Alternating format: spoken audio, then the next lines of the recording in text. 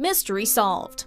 For now, welcome to Ms. Mojo, and today we'll be counting down our picks for the top 10 most shocking how to get away with murder moments. Need some help?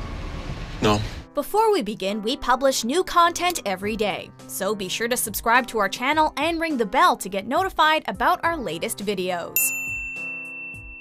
For this list, we'll be focusing on the most jaw-dropping, heart-stopping moments from this thrilling Shondaland show. Due to the nature of this list, a big spoiler alert is in effect. What did you just say? And we're issuing a mature warning as well. Number 10. Sam's brutal death. Just calm down and we'll leave. The first season set the bar for this show, with this first of many shocking revelations. As the Keating Five begin to uncover more of the truth behind what happened to Lila Stangard, all of the evidence leads to Sam. Grab it! When he catches them sneaking into his house and stealing information off his computer, he attacks them. What starts out as them just trying to defend themselves turns into a brutal fight to the death. This mystery set the tone for the show, and set up the group dynamic that would drive the narrative. Number 9. Simon's accidental shooting. Hey, somebody better start talking right now before I go tell Tegan. In the show's later mystery, the Keating Four's classroom nemesis Simon catches them red-handed stealing information from his and Michaela's boss. Determined to get to the bottom of what they're up to, and finally getting the better of them, he brandishes a gun he took from Laurel. What the hell? You brought a gun into a workplace? Are you insane? He never intended to actually hurt any of them, but accidentally trips and shoots himself in the head. Just stop coming at me! In the show's murder mystery style structure, pieces of this mystery were slowly unraveled throughout the season. So it was obvious that someone got shot, but who could have guessed it went down like that? Oh my god! One more sound, and my father's gonna kill us all. Okay. Number 8. Asher kills Emily Sinclair. You couldn't just leave him alone, could you? Maybe she should have thought better than to trash talk a guy's recently deceased father. In a moment of raw anger, Asher backs his car over Sinclair in the courthouse parking lot, after she relentlessly insults his father who had just committed suicide. Maybe it's his karma to come back to bite him in the ass. God knows he deserved it. And Asher was doing so well, staying out of all the murder and mayhem surrounding the Keating Five. Your father was a bad man, Asher. Honestly, you and a lot of people in the city are better off without him. He was the only one not involved in Sam's death, and was completely oblivious to everything going on with Rebecca. So this impulsive moment seemed to come out of left field. We were caught just as off guard as Sinclair. Number 7. Annalise was pregnant. I blame myself for everything that happened. If you thought the first season of the show was thrilling, the sophomore season upped the suspense even more by diving headfirst into the main characters' backstories. He didn't. I'm so sorry. Learning about Annalise's past gave viewers some insight into why she is the way she is. The slow reveal behind Annalise's fateful car crash was already devastating enough. Then came the gut punch that she was pregnant at the time, and the accident caused her to lose the baby.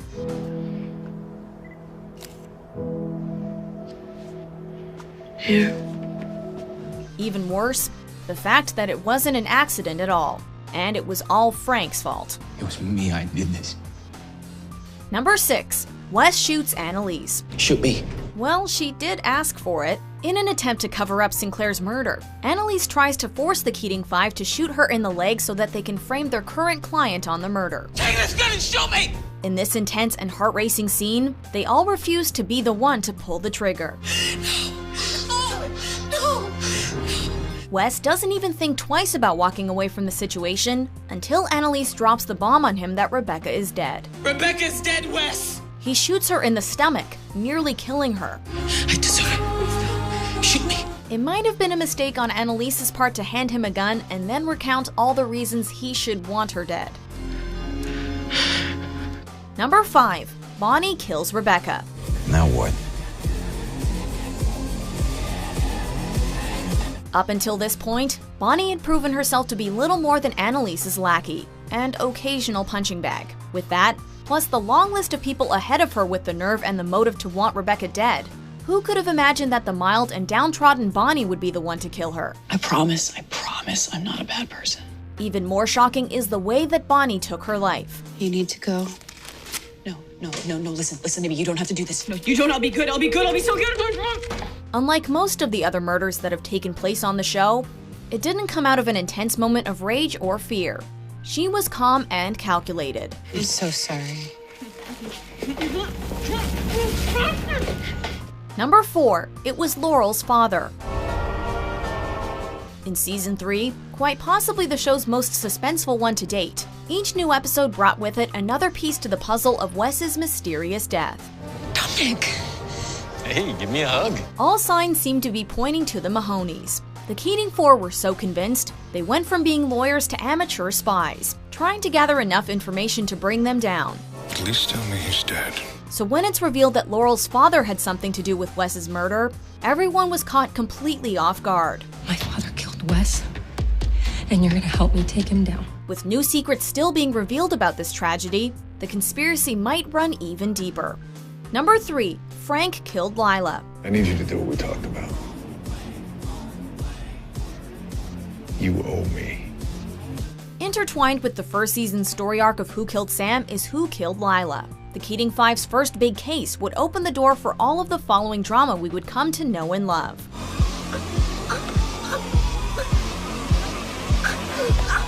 Rebecca was the first implicated, then the finger was pointed at Sam. But then the dark crown here goes to Frank. Even if it was Sam who ordered the kill, it was Frank who took matters into his own hands. If you've watched the entirety of the show so far, it's actually not so surprising looking back. But watching the show the first time around, who could have known Frank would turn out to be such a cold-blooded killer? Number 2, Laurel in the elevator.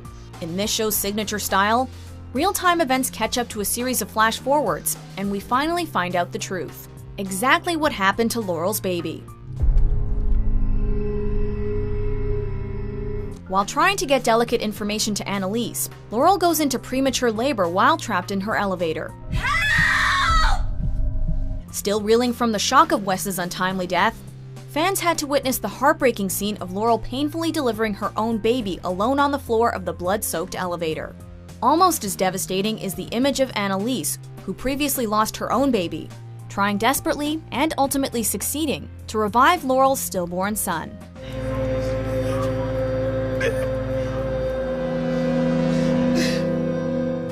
Before we unveil our top pick, here are a few honorable mentions. I think I'm your son. Why would you think that? Annalise Keating. Because sometimes you gotta do what you gotta do. Even if all you've got is a long match and a very flammable hooch. What the hell is this? It's okay. Don't worry. Bonnie's childhood. And that It's gonna be man fun. is her father. Number 1, Wes murdered.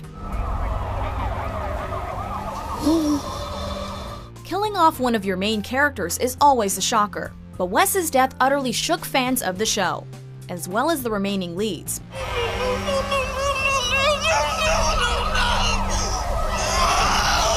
After half a season of anticipation building up to see who was under the sheet, the big reveal that it was Wes was absolutely mind-blowing. Who is it? It's Wes. With this show, you never know what direction things might go, so it could have been anybody in that house when it exploded. Each new clue ruled another character out, until the horrific realization that the Keating Five became the Keating Four. Why are you doing this?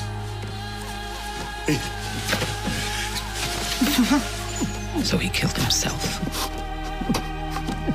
Do you agree with our picks? Check out these other great clips from Ms. Mojo and subscribe for new videos every day.